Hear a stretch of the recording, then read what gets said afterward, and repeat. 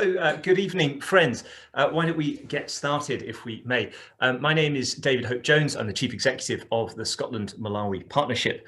Welcome to this evening's digital event, the official launch of Susan Dalgety's fantastic new book, The Spirit of Malawi. I'll say a few words of introduction from the Scotland-Malawi Partnership's perspective, if I may, before handing over to our chair for the event, Dr. Yonah Matemba. Before I do, I wonder if I could just do a very few quick points of admin. If you're joining us on Zoom, please do use the chat box function. If you're on Facebook Live, do use the comments functionality. Please do please do tweet us. We're on @ScotlandMalawi and Susan's on @Dalgety Susan. And just a reminder, this is a public event and we'll be sharing the recording afterwards. I'm hugely excited to be a part of this evening's book launch, and I genuinely can't wait to read Susan's book. I've known Susan for probably over a decade or so now, and she's currently serving her second 3-year term on the Scotland-Malawi Partnership Board. I realised the way I said that probably makes it sound too much like a prison sentence, which it's not. I meant to say that I've twice persuaded her to offer her considerable communications expertise to our national network. Susan is, as probably many of you know, an integral part of the modern chapter of the bilateral relationship. She's had an instrumental role in working with Jack, now Lord McConnell, who's with us this evening, I think, in crafting the Scottish Government's own relationship with Malawi over 15 years ago. She's done a great deal over those years to raise awareness of Malawi and Scotland and of the Scotland-Malawi relationship, not least through her time in Malawi writing her weekly column for the Scotsman that I'm sure many of us have enjoyed reading. And I suppose tonight's book is the next chapter in that journey in some ways. On a personal level, I've always taken a great deal of inspiration from Susan, and it's to Susan's immense credit, I've always thought, that she's looked to tell that big picture through many individual, very personal stories in Malawi. She's looked to use her platform to amplify the voices of those that she's met and invariably become friends with along the way in Malawi. Susan's far too modest to say, so I will, that she's done a great deal of good in Malawi over the years through her work with the Women's Caucus, with female parliamentarians, and with female councillors as well across Malawi. Again, she's helped empower, support, and give voice to an incredible number of really inspiring friends in Malawi. These are tricky and challenging times for all of us. And we deserve some good news, and we deserve a good read. And I'm in no doubt that that is exactly what this book is. So on behalf of the Scotland-Malawi Partnership, welcome to this launch. And let me hand over to our chair for this evening, Dr. Yonah Matemba, another great friend of the partnership, former SNP board member and current chair of the Scotland-Malawi Further and Higher Education Committee. Yonah, over to you. Thank you very much, everyone. Sorry, David, and welcome everyone to our event tonight. I'm so excited and delighted to be given the opportunity and the chance to really be the MC in many ways and chair this session tonight. As Susan Dalgety, I've known her as well for quite a while as well. She loves Malawi and a good friend of many Malawians, and she misses home. She just told me a few minutes ago. Our event tonight is to celebrate the achievement of the publication of our book, The Spirit of Malawi. Could I say that in our midst here, that we have about 109 people who are attending, and can I welcome you all, and all protocols observed. We've got some officials from government, and also we have others as well from the Scottish side. For example, we have Lord McConnell, we have the Deputy Minister, the Honourable Deputy Minister in Malawi, Mrs. Kamtukule. So we want to welcome you in a special way, you all. Hopefully the idea tonight is to make it as lively as possible as it can be, notwithstanding the fact that it's an online event. But what we're trying to do to achieve tonight is to celebrate the spirit of Malawi. And Susan captures this very, very well, the whole idea in the way she conjures up this title. What a well-chosen title, The Spirit of Malawi. So thank you so much, Susan, for that. As you may know, our event is also being streamed live on Zoom and on Facebook, and those of you, probably others in Malawi and elsewhere who might not be able to join the Zoom link could watch it on Facebook Live. We have a chat box, and if some of you might want to put some questions or some comments or congratulatory messages for Susan, you could also do that. That should be fine. Thank you so much. So when we talk about the Spirit of Malawi, and thank you so much, because Susan gave me a kind of a pre-print final manuscript for me to look at. And I've done a little bit of reading of that. It's quite interesting to see the way Susan has captured the Spirit of Malawi. Really very interesting book. I mean, it's honest. It speaks to the lived experiences of Malawians.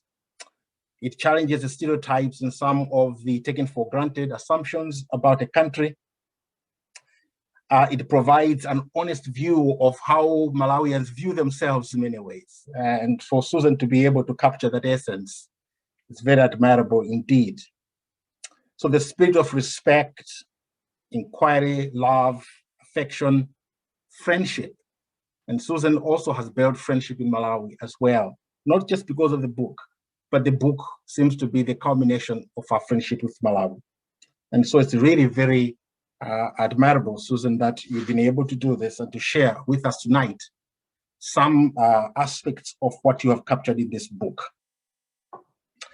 Now, we aim to end exactly, probably UK time at 7 o'clock, in Malawi, probably 8 o'clock. Hopefully that's our ambition tonight, so that I don't want to keep you for too long, because there are people, and we got something that would like for me to introduce people to introduce you to, so that they could speak, including Susan as well, at some point in the event. If you don't mind, when I was reading, I just want to capture this one quickly. I read the forewords by Lord McConnell and also the foreword by the Honorable Deputy Minister for Labor Skills and Innovation in Malawi, Mrs. Vera Kamtukule. And I picked two things I would like to share, and both of them, I find them quite interesting. From our Honorable Deputy Minister, in her foreword, she talks about Malawi as resilience. These Malawians are tough, but Malawians are resilient. And I kind of like that, the idea of being resilient. She calls it a land of survivors. And I think it captures very well in the way she actually prefaces the book. Lord McConnell prefaces the book in some interesting as well. And she picks something that's also dear to my heart, education. And for him, the essence is that if all these things to be done, it is to do with education, education, education. To quote him directly, it is in education that empowerment leading to fundamental change is found. So thank you so much for those sharing those in the book. And those of you who would purchase the book, and I encourage you to purchase the book, not only because I'm in the book, because if you look at page 50 and 51, I appear in the book too. So that's quite interesting to see that I'm also part of the story of Malawi. Ladies and gentlemen, tonight, allow me to welcome in a special way the chairman of the Association of Malawians in Scotland, Miss Joyce Phiri, to speak to us for a few minutes.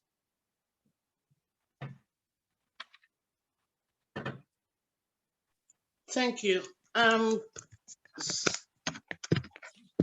Thanks very much, Chair, and thank you for giving me this opportunity to be at the launch. And Susan, congratulations, girl. Hi. I haven't prepared a speech because today is not my day. Today is your day, Susan. But for us here in Scotland, it's just to give you our congratulations and also thanks for bringing this to light, that people can now see and read what Malawians are about. We know we've got struggles, we know we've got challenges, but it is a battle, and it's a battle that we can't win on our own. And it also, I mean, you highlight the issue of poverty. And I'm on the forefront of saying Malawi is not going to get out of poverty without trade. So the issue, for example, with Mzuzu coffee is at the center of my heart. We met the other week to talk about it. Let's bring back the Mzuzu coffee to Scotland so that we can all enjoy it. But thanks very much for giving me the opportunity. I encourage you guys, let's buy the book, let's support Susan, and let's promote Malawi. I thank you. Thank you so much, my sister, Joyce Phiri, for that. Ladies and gentlemen, without further ado, let me invite Susan Dalgety herself to speak to us for a few minutes. Susan, if you could kindly speak to us, please. Zikumo. Thank you, Yonah. Thank you, Joyce. And thank you, David, for those very kind words. I was almost tearing up. I first decided to write a book about Malawi about 10 years ago. I had been visiting Malawi since 2005, and I had got to know a lot of Malawians, members of parliament, subsistence farmers, people in villages, people in Area 10 in Lilongwe, a whole range of people. And what struck me most was not the extreme poverty, though that is a huge challenge, but our common humanity. Most people only ever see a one-dimensional picture of sub-Saharan Africa, a picture painted by aid agencies and the media. The reality is, of course, much richer, much more diverse, and far more uplifting, as many of us here tonight know. It was that complexity of Malawi that I wanted to capture, from the daily struggles of living with HIV/AIDS to the fun of enjoying a coochie coochie or a cherry plum with friends. I hope in the book, which we have here, yes, I've been able to portray a little of the spirit of contemporary Malawi. It's a country full of young people with boundless energy and limitless potential. I'm now going to read a short extract from the chapter about secondary education. But before I do, I want to thank first my husband, Nigel Guy, for his peerless research, the Scotland-Malawi Partnership for hosting this event, all my friends in Malawi who have enriched my life beyond anything I could have envisaged 16 years ago when I first visited, and Lord McConnell, because when he was First Minister, he had the foresight and the determination to renew and strengthen the bonds between our two countries. None of us would be here tonight if it had not been for him. And here's an extract from the book. Rich parents will happily shell out thousands of pounds a year to secure their child a coveted place in one of the international secondary schools, such as Bishop Mackenzie's in Lilongwe. These offer international examinations. But for most teenagers, their formal education will stop just as they reach adolescence. Even those lucky enough to be selected for secondary school can face financial pressure so intense that it often puts an end to their dreams. Everson Mapayane, who's 29 and lives in Musa village in Salima district, was one of those fortunate and bright enough to win a place at a highly regarded public secondary school, as he recalls. My parents are poor villagers, says Everson, now a father of two and an energetic community activist. I was selected to go to Chipoko Secondary School. It's a boarding school, a good one. I was so happy. My mother and father gave me 3,000 kwacha, around £3, half of my fees for the first term. But when the school distributed the card for the school meals, I did not get one as I had not paid the full amount. I survived 2 days without eating. Then I decided to go home as my parents could not find the remaining 3,000 kwacha. He stops for a moment, then says quietly, I did not learn anything in the first term. His parents were determined that their eldest child should continue his education, as Everson explains. They cultivated cotton in readiness for the fees for the second term, so I went back to school. But the cotton price that year dropped to 10 kwacha per kg, 10p. And they could not even sell because the market was at Balaka, which was too far for them to travel. So once again, I stayed for a few days without eating, but then I decided to go home. I had to sell my belt to a fellow student to afford the bus fare home.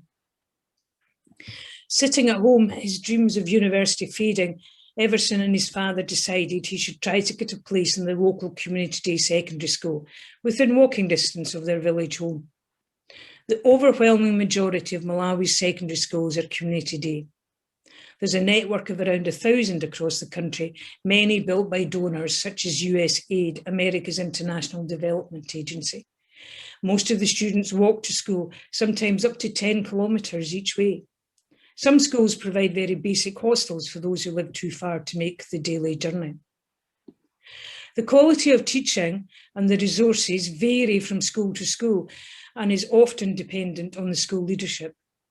Everson's future depended on whether he could persuade the head teacher of his local community day school to admit him halfway through year one.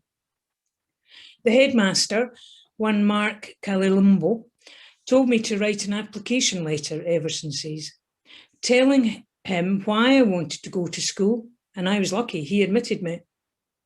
Everson's school career quickly took off. He won a scholarship, and towards the end of his first year, he was selected as a member of Malawi's Youth Parliament, a post he held for 3 years. His family poverty meant that even though he passed his final secondary school exams, the Malawi School Certificate of Education, with good grades, he could not afford to go to university or college. I was top in my class from year 1 to year 4 in humanities and languages. He says, his pride at his teenage achievements still obvious. So I'm very sad I was not able to undertake higher education because of poverty. I dreamt of doing social work or community development. He tails off before rallying. Everson was the local councillor for his area for 5 years until he lost his seat in the 2019 elections.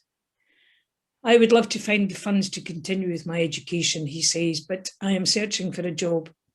I have children to raise and I am determined they will go to secondary school. No one can take your education from you once you have it, he says. It will make my children self-reliant as I have become, and it means they can help develop their community and the country at large. And just an update, Everson has managed to secure sponsorship for a part-time course at the University of Malawi. He's doing a diploma in social work and community development. He's just passed his first set of exams with merit, and he's embarking on the next cohort of his studies. And he had a very good harvest last year, though it may be not as good this year, given there's been some really hot weather in Malawi in the last few weeks. Thank you. Thank you very much, Susan, for sharing the heartwarming story. And I think by you just telling us this, it's just the spirit of Malawi right there, isn't it? So thank you so much for sharing that. Ladies and gentlemen, I'll take this opportunity to welcome and speak to us, Lord McConnell, for a few minutes. Thank you, Yonah. Thank you, Joyce. Thank you, Susan, David, everyone who has been involved in organising this event and in supporting Susan to finally write this book. She has indeed been talking about it for a long time. And I know that Nigel, has been the ideal right-hand man all the way through this journey. And he will be the unsung hero here tonight, but we should certainly make a point of noting his huge contribution. When I first went to Malawi in 2005, I was struck by many things. I had seen poverty and difficulties that people in Malawi experience elsewhere. But I was very struck by that spirit that is in the title of Susan's book. People I meet around the world often talk about Scotland having a soul. When they first visited Scotland, they could experience and feel the soul of the country, perhaps in the land or through the people or its history or its creativity today. I think in Malawi, you do feel that spirit. Of course, it's got soul as well, but there is a real spirit amongst the people who have been resilient, in the face of all sorts of difficulties over the years, but who celebrate the things that they enjoy and achieve, and take a great pride in their country. And I think having pride in your country is a really, really important part of the human spirit. In 2005, after my visit to Malawi, when I heard about that great Scottish connection that I'd read about before, but hadn't actually experienced firsthand, I was very honoured to welcome the President, Dr. Bingu wa Matarika, to Scotland in November when he came to speak at the official launch conference of the Scotland-Malawi Partnership. And I remember Bingu, if I can call the late Bingu, if I can call him that, who was a very formal individual, coming with me to meet some Malawian students who were studying in Glasgow. And we had signed the agreement between the two governments, but we discussed at great length the importance of the partnership being more than a government-to-government agreement. And he was not one for first names. He was not one for avoiding the formalities and the protocols of public life. That was not his style. But when we met these students in Blantyre, just outside of Glasgow, he turned to the Malawian students and he said, "This partnership is not the Jack and Bingu show. It is about you and the people of Scotland and Malawi getting to know each other better and having a real genuine people-to-people partnership." And that signalled, I think, kick-started what has become this incredible, unique partnership, friendship between the people of two countries, not just two countries who have a linked history now for nearly 200 years, but the people of those two countries. And in the last 15, 16 years, when I've had that connection and the great privilege of visiting Malawi, meeting many, many Malawians from all sorts of walks of life, for me, no one person has embodied that friendship more than Susan Dalgety. She was there on that first trip and she took the country to heart far more, in a more deep and meaningful way than anybody else on the delegation visit. And everybody was affected by it. Everybody was affected by it. But Susan in particular, we knew, we could all tell on the plane home, was going to go back, was going to make friends, was going to keep friends, was going to explore and support over the years to come. And she's done that. And, you know, I think this book is going to be a rich treasure trove of stories and insights for everybody who reads it, everybody who encounters the book in all those different ways. And I hope it becomes a resource that will inspire future generations to be just as committed to the friendship between our countries as current generations are. So I want to congratulate Susan. It's a deep honour for me to have been able to write an introduction to the book. She's an incredible person, an incredible human being, and this book deserves to be a huge success, and I wish her every success. Thank you so much, Lord McConnell, for those words. Interesting, you mentioned 2005, and sometimes one thinks you're outside the history that is being spoken, and sometimes you're actually in it. Yes. So I'm in it. So in all those episodes you described, yes, I was in there. My family was there. Friends here were there. So we've been part of this long 15, 20 or so years journey of making the connections between Scotland and Malawi. So thank you so much for reliving those very beautiful experiences we have had. And Susan indeed captures that. Actually, ladies and gentlemen, it is my honor to welcome the Honorable Deputy Minister, Mrs. Vera Kamtukule, to speak with us.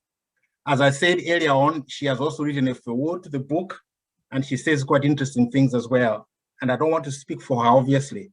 So I'd like to invite her to speak with us.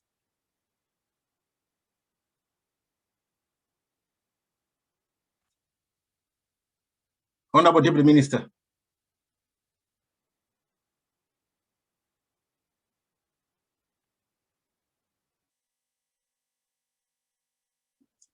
I saw her a while ago. Yes, can you hear me? Finally, yes, we can. Okay. No, thank you so much for welcoming me, Yonah, and thank you so much, Susan, and congratulations for your launch. I'm so humbled to be one of the speakers today at your launch, and it was such an honor that that you could even consider that I should do a foreword for your book. I was very excited. I told my mother about it. So I think in 5 minutes, I just wanted to talk about, just to highlight the spirit of Malawi, that we are a country right now of about plus or minus 18 million, and that 84% of that number lives in the rural areas, and some of them under extreme poverty. And 75% of that population is under the age of 35 years old. So we have a very youthful population in Malawi. 11% of our people have access to electricity, and then 77% rely on firewood for energy in their households. Something that is very dear to my heart, that is also coming out very strongly in Susan's book, it's about 46% of our girls that are aged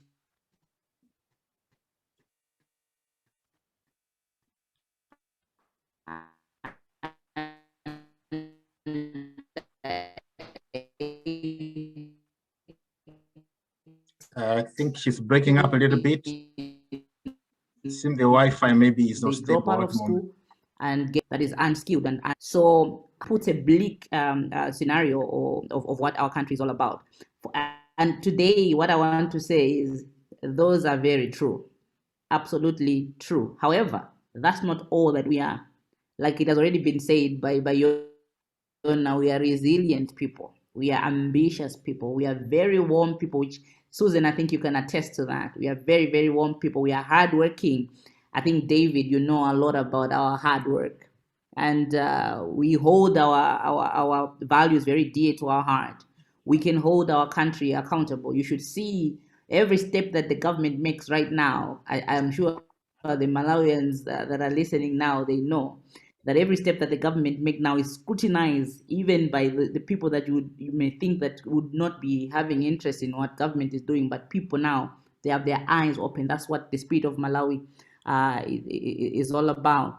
Now, what Susan's book does is that she highlights these things, and one would think that probably she's trying to highlight our vulnerability, our poverty, and all of that. But I don't think so. I decided to look at it from a different perspective.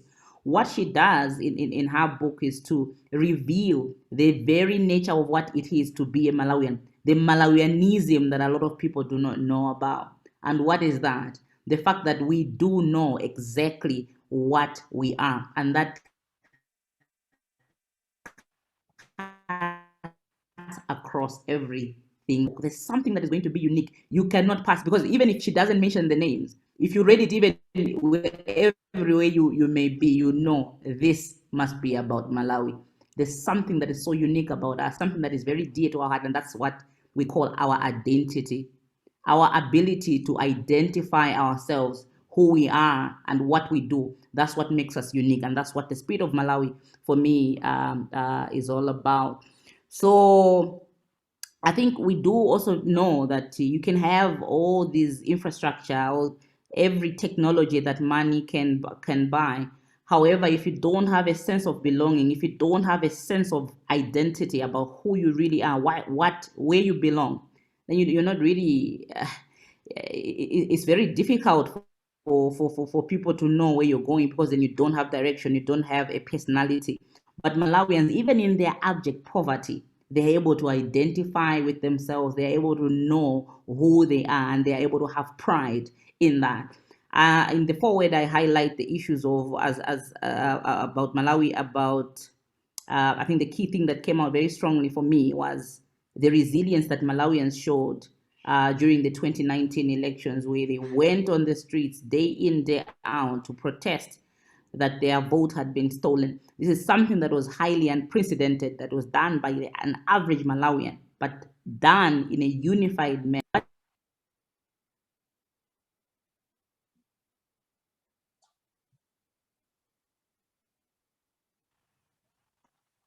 It's a bit of a break.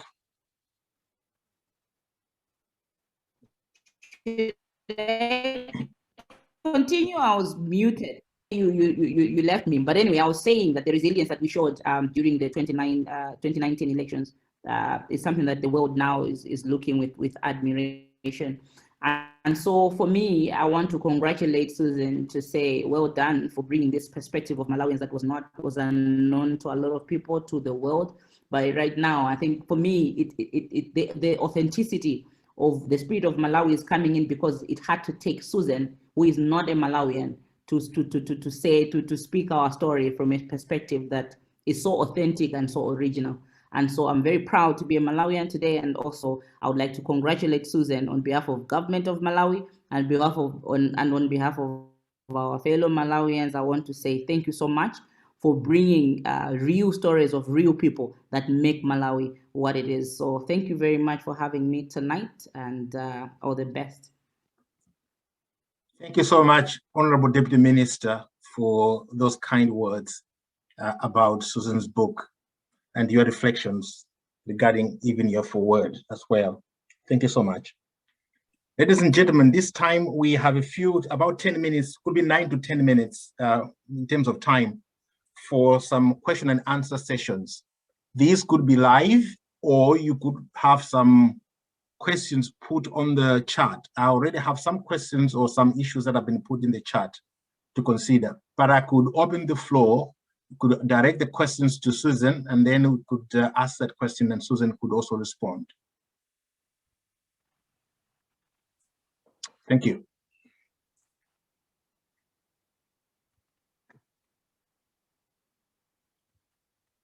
Whoever is ready, please. Well, as we're getting ready, can I just say one of the issues, Susan, that's coming through the chat is where people can buy the book in Malawi? Yes. Oh, in Malawi, that's a very good question, Yonah. The original plan was that Frank Johnson, who owned Central Africana Publishing and the two bookshops, one in Blantyre and one in Lilongwe, he was the foremost publisher in the country. He was going to publish it, but because the book is a year late because of COVID, and sadly Frank died in January, so I don't think his company will continue in its current form. So you and I, Yonah, discussed this earlier, and I know that Linda from the Malawi-Scotland Partnership was asking. So what we will do is, following this, we will have a conversation about how best we can hopefully get it printed and distributed in Malawi. Yeah. It is available on Kindle if people have access to that, but not everybody does, of course. But yes, that's very important. Very important to me personally. Yeah. Thank you very much. The other one I've probably follow up in the chat as well, and I think you provided some answers as well, is others might want a signed copy. So, yes. So how we could navigate that problem? Yes, I have, because this was meant to be, of course, a face-to-face book launch, and we were going to do 3 in Malawi, Mizuzu, Blantyre and Lilongwe. So if people email me their address, I can send them a signed book plate, because we've had book plates printed. There's a lovely little picture of the lake, and I can sign it with whatever dedication they want, and I'll post it out to them. So my email, I think, is on the chat. It's yes, indeed. Susan Dalgety at hotmail.com. Thank you very much. No problem. And for buying the book, you can buy it from Lewith Press, and there is a discount. Lewith Press are the publishers. There's a discount for people who are at the book launch tonight. There is, you can buy it from Amazon, though they seem to have sold out of their, you can buy it from Waterstones, online, book depository, Smiths.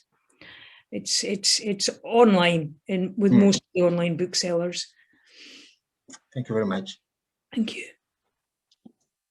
Any questions or comments, or even comments of congratulations for Susan, if you would like to just verbalize that, that would be appreciated. Just put up your hand, you should be fine.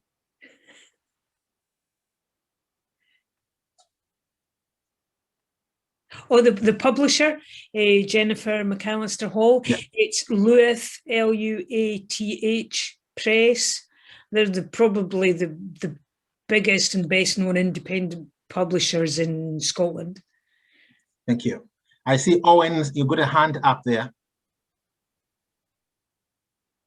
Please. Yeah, thank you very much.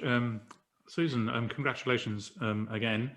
Thank you. I mean, I know you've been, you know, so committed to Malawi for what, you know, quite a number of years now.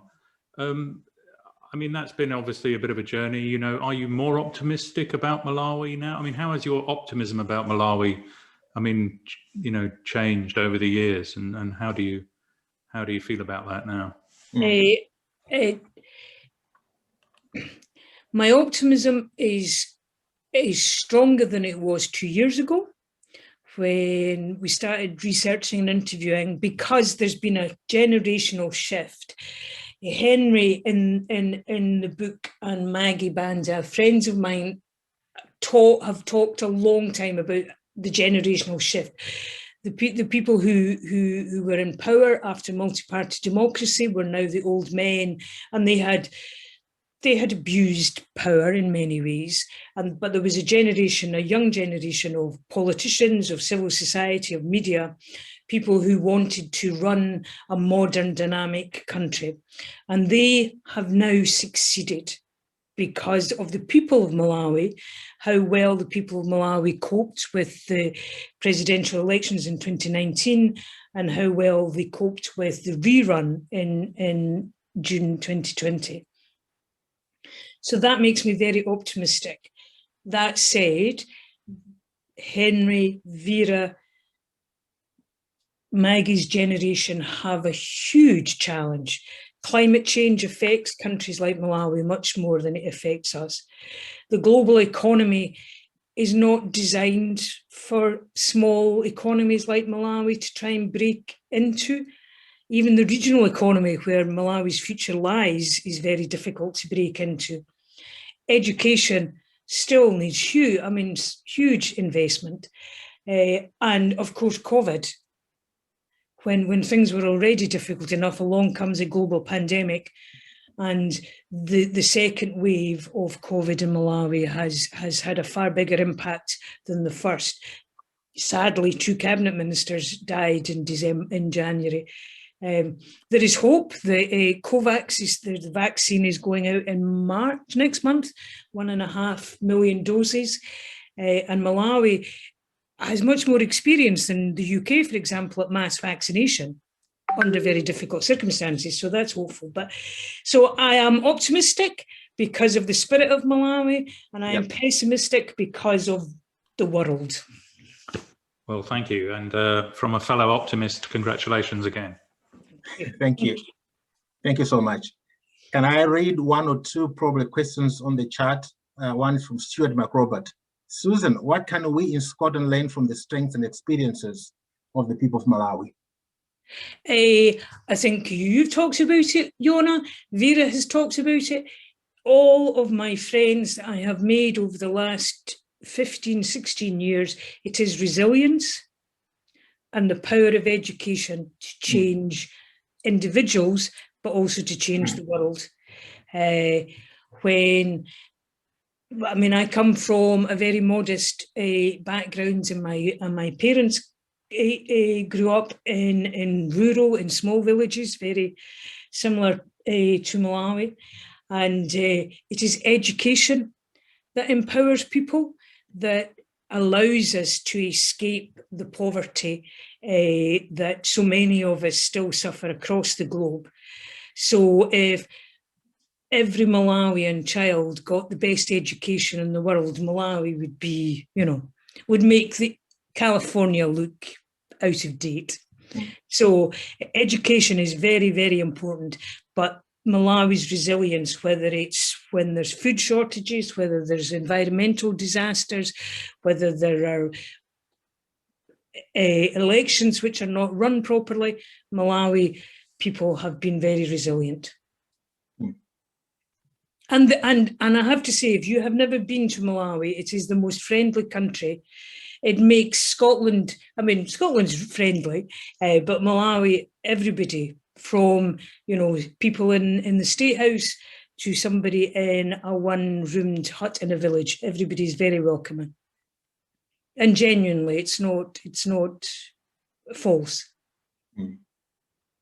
Thank you so much, Susan. Thank you so much.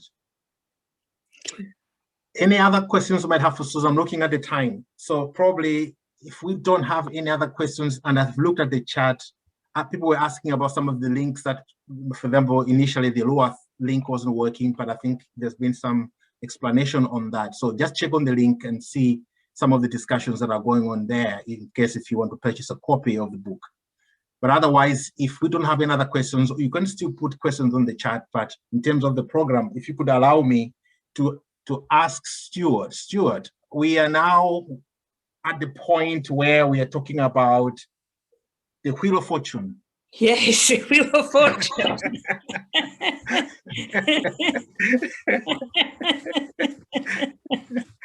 So over to you for the Wheel of Fortune.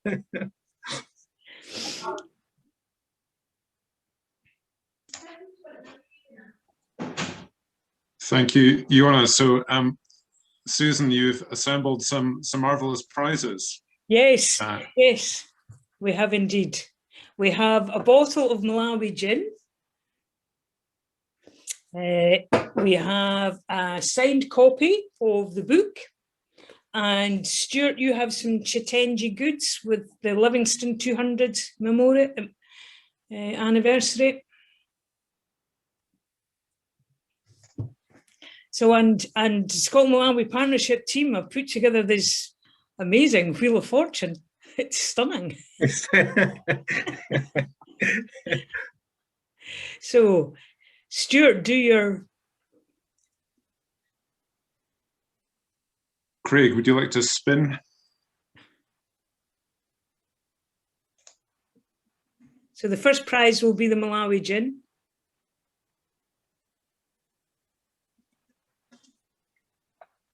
Okay.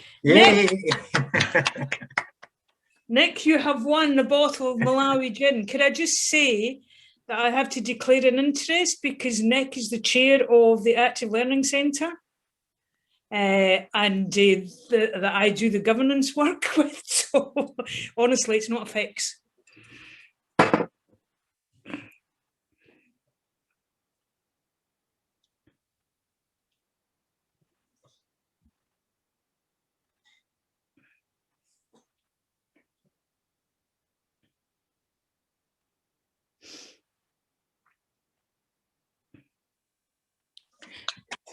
Sharon, you've won a copy of the book. So if you email me, if you want it dedicated to anyone else other than yourself, just let me know.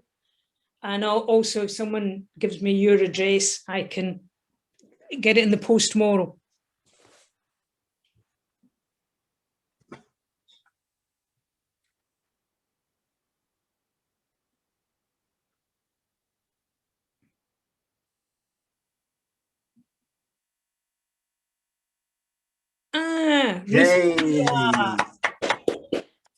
Ruth, I think you have won the Livingston 200 anniversary Chitenji goods. Lovely. Thank you. Thank you so much. This is the first time I've seen on Zoom doing the Wheels of Fortune. So,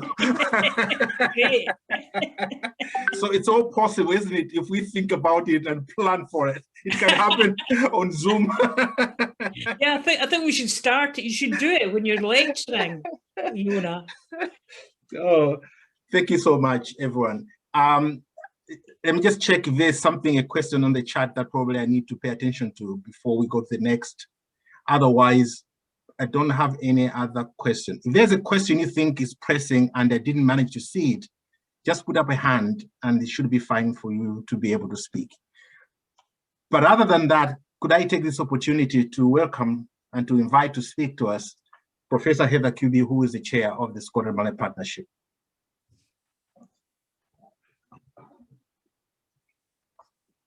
You're muted, Heather.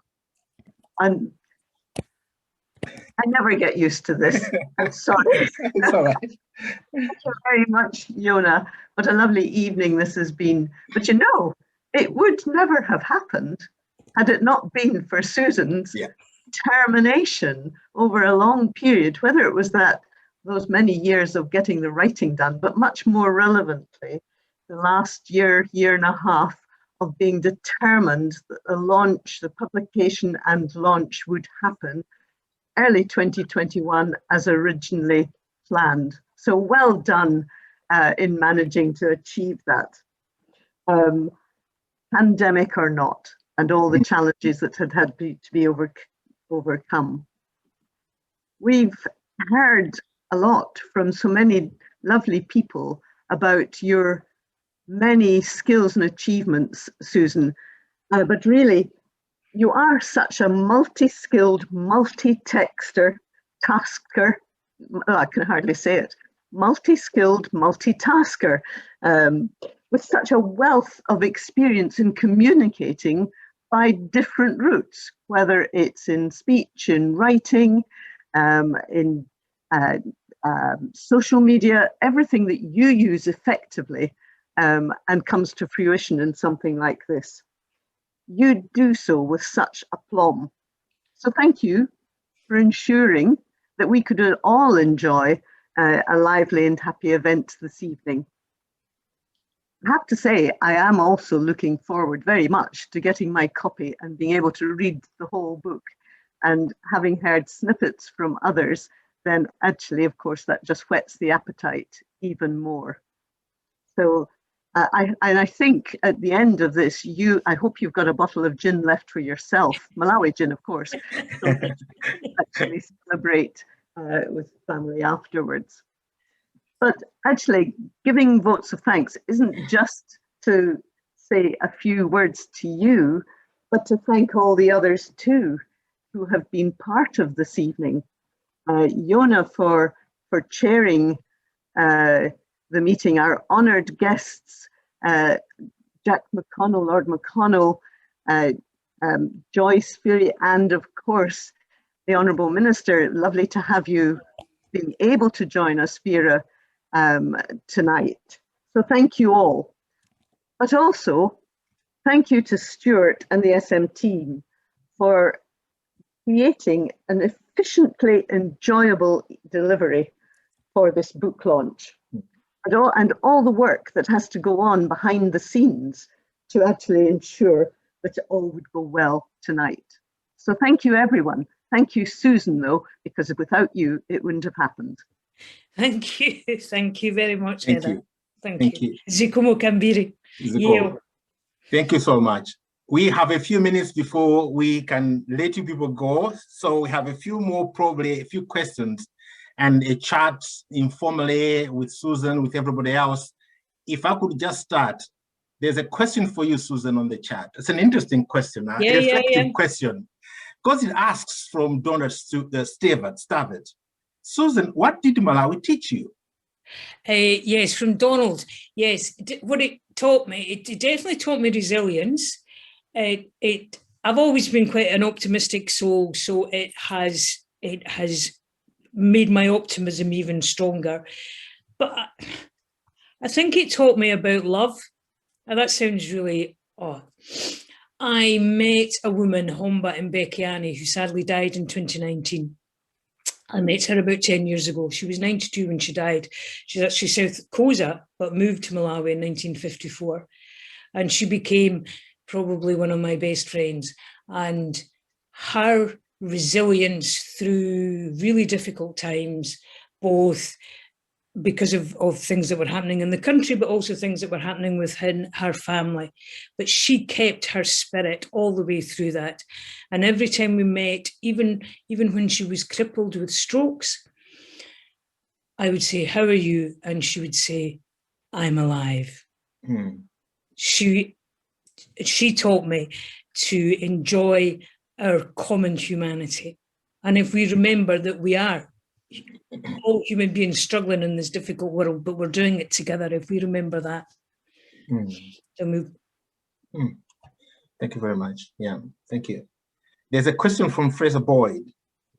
Yes, Susan, you had the privilege of living in Malawi for a year. How do you feel about schools and youth groups like mine, BB in brackets, taking young people from Scotland to Malawi? I think on our visit in 2023. Yes, I think these visits are very important. I would ask one thing though, and I think Emma Wood at Queen Margaret University has been doing a lot of really interesting work around this, is that when the young people from Scotland go to Malawi, then they're not going to do charity work, they're going to learn from the young people in Malawi. So I would much rather they spend all their time listening and learning and living with young Malawians rather than painting school huts or whatever. I think the important thing is what they can learn from each other. And I have thought about this a lot, as Fraser clearly has over the years. And I think that's the most important thing. Not planting gardens or building school blocks, but learning about each other's lives. Thank you. You will find a lot of the Malawian and the Scottish young people will realise that they have many similar challenges. The culture may be different and the technology is often different, but being a teenager is being a teenager.